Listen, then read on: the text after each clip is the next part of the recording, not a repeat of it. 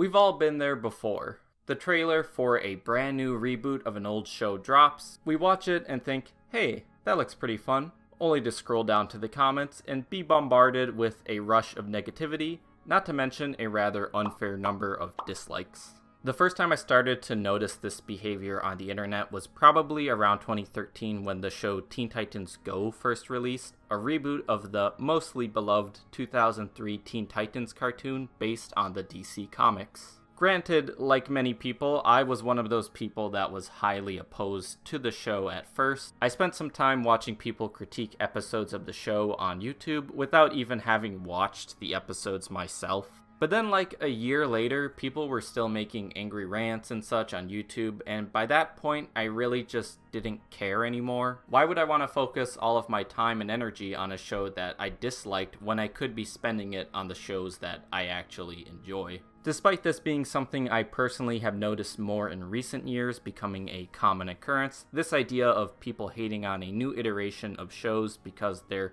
different has actually always been a trend on the internet. A lot of people like to think that it's a more recent thing, but if you're willing to dig deep enough, you can find quite a few rants about cartoon reboots on old early 2000s forum sites. Take this post about Scooby-Doo, for example, dating back to 2003. No one likes the show or the spin-offs, or the dog. The ratings are not good. So why do they keep this merchandise stuff up and new Scooby spin-offs if everyone's going to hate them anyways? Or this post regarding the 2004 The Batman cartoon, which I recall getting a lot of hate towards its character designs back during its run.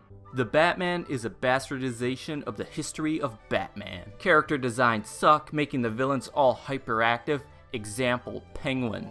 Penguin is not a kung fu expert. No motive behind the Joker's antics. He does stuff just to be doing it. No pacing at all in the show. Even the original Teen Titans got some hate back in the day, such as this post dating back to 2002 complaining about Starfire's lack of sex appeal. I think the new design completely sucks, mainly on the grounds of, if it ain't broke, don't fix it. I see no point in changing Starfire's character design so radically. I also wonder if this redesign is some kind of a sign of disrespect to the original fans of the comic book.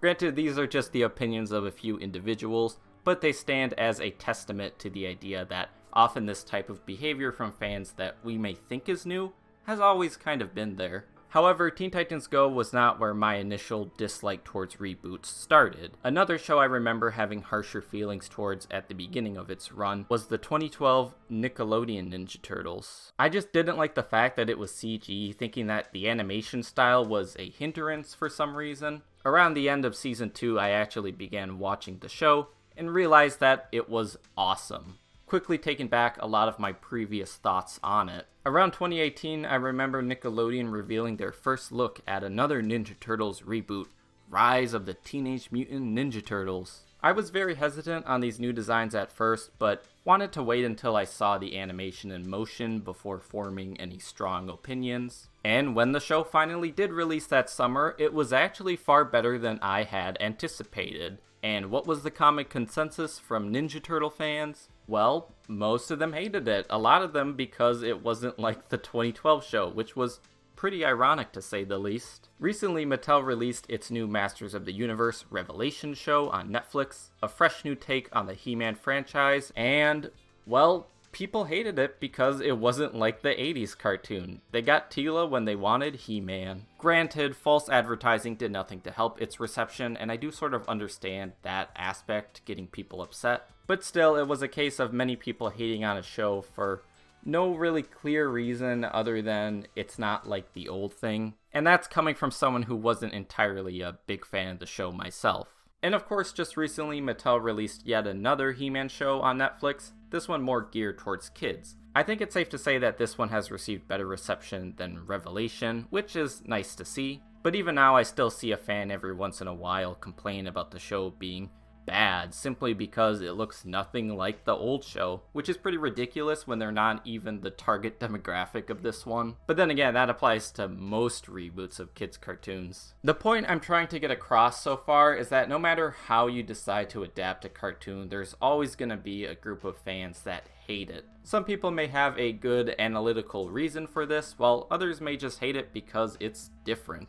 The purpose of this video isn't to say that if you don't like every reboot of a cartoon, you're a terrible person. God knows there's plenty of cartoon reboots that I'm not a fan of. But the purpose is more so to discuss the general concept of a cartoon reboot and why I think, for the most part, the fact that these reboots exist genuinely rules. Before we can understand the concept of a cartoon reboot, we have to think about what animation is. Animation is a visual art form. Yes, there's voice acting and sound effects and all of that, but when you watch a cartoon, the main focus is usually the visual design and the animation itself.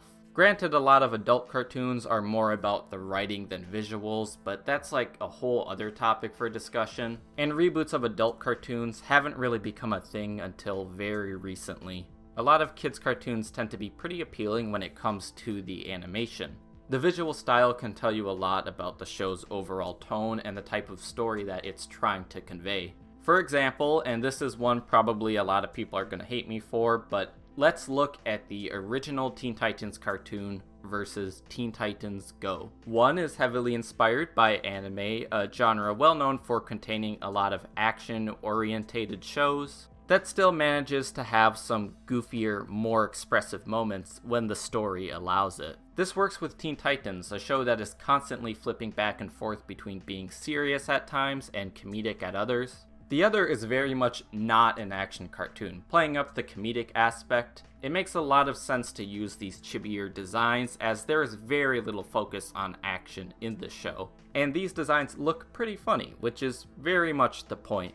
This isn't the case with every reboot. Some reboots go with incredibly similar designs to the original show, but that's often the case when the style already suits the tone that they're going for. When it comes to rebooting a show, you're always going to get one of three options. Let's make a show that panders to people's nostalgia, let's make a show that's completely its own thing, or let's do a bit of both. All options are valid, although I am someone that tends to prefer when shows take the let's do something entirely unique route. The reason for this is actually pretty simple. I am a fan of all things creative. I don't love Ninja Turtles simply because it's a franchise about mutated turtles that happen to be ninjas, although that is pretty cool. I love it because of the sheer amount of creativity and effort the creators put into something that could have easily been a one-off joke. When I see a cartoon reboot, I don't want more of the same. I want storytellers and animators to put their effort into providing me with an entirely new experience. On the internet, you often see people complain about there being too many reboots. There's too much of one property hogging the spotlight. But the second you try to do something unique with the property that hasn't yet been done, people still get angry. My question is, why would I want more of the same when I could always just go back and watch that cartoon that already exists? Now, whenever talking about the concept of reboots, there is one very important aspect to them that should be addressed. Unfortunately, it's more a negative than a positive point. The majority of reboots in general exist for one reason, and for one reason only: to make a lot of money. At the end of the day, that really is the studio or business's main reason for existing. I mean, why create something new when you could just repurpose an already successful property you have just lying around? Reboot it, renew it, reshoot it, redo it and reuse it, retool it, abuse it, just do it. If you wanna make some easy cash, just recycle and rehash. But even with that said, to say that there's no passion behind reboots would be a complete lie. Often the people most passionate about a project will be the people working on it, whether it be writers, directors, storyboard artists, or animators. A lot of the positives of cartoon reboots comes from that creative drive.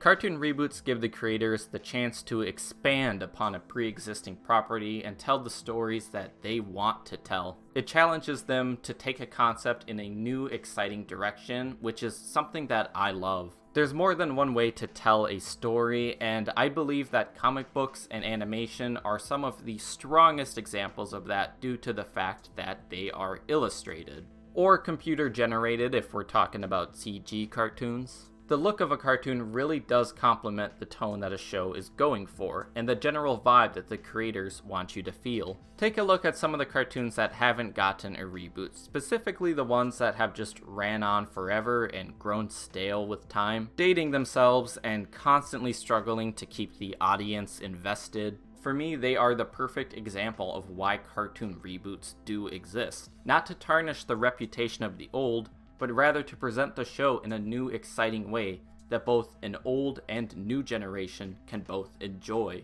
Cartoon reboots aren't always going to be a home run. There's plenty that strike out, but I will sleep more peacefully at night knowing someone was willing to take a creative risk rather than going the safer, often less interesting route. Stories and TV change with time, and what may have worked in the 80s isn't always going to resonate with kids today. With time comes a new audience, and these reboots are what's keeping the franchise you may have loved as a kid alive today. There's plenty of shows out there that weren't fortunate enough to get the reboot treatment that I'm sure plenty of people would love to see brought back for a new generation of fans. So I guess my point with all of this is that reboots tend to have a lot more positives than negatives, at least for me. They're all about the creativity one puts into keeping an old idea new, and I think a lot of us should be more appreciative of what we have today. Even if an adaptation is bad, it's more than likely there will always be another one in the future. We live in an age of reboots and sequels, and it's through these reboots that we can continue to relive our childhood in exciting new ways. So thank you to everyone who watched this video, I fully appreciate it, and if you have any interest in checking out some of the many other cartoon related videos on my channel, please feel free to. I wish you all the best for the future. Goodbye.